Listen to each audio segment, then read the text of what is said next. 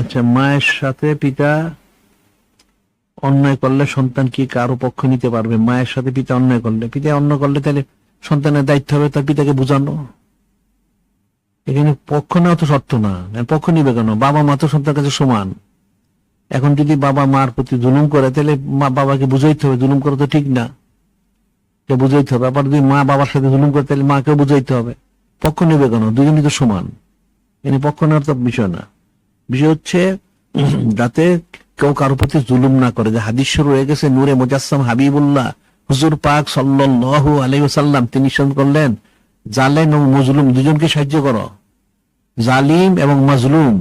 হযরত সাহাবায়ে কিরাম রাদিয়াল্লাহু তাআলা আনহুম ওনারা বললেন, ইয়া রাসূলুল্লাহ, ইয়া হাবিব আল্লাহ সাল্লাল্লাহু আলাইহি সাল্লাম, আমরা মজলুমকে সাহায্য করা বুঝলাম তাকে বাঁচানোর জন্য, কিন্তু জালিমকে সাহায্য করবো কিভাবে? জালিমকে সাহায্য করবে তাকে জুলুম থেকে বিরত রেখে, সাহায্য করবে। তাহলে কেউ যদি অন্যায় করে, বাবা হোক মা হোক পরস্পর প্রতি, তাহলে সন্তানের দায়িত্ব হবে যাতে কেউ জুলুম না করে সেই বিষয়টা বোঝানো। কারো পক্ষ নিবে কেন? কারো পক্ষ নিবে না, দুইজনের পক্ষেই থাকবে। দুজনকে বলবে যেটা ইনসাফ সেটা যেন করে, এটা মনে রাখতে হবে।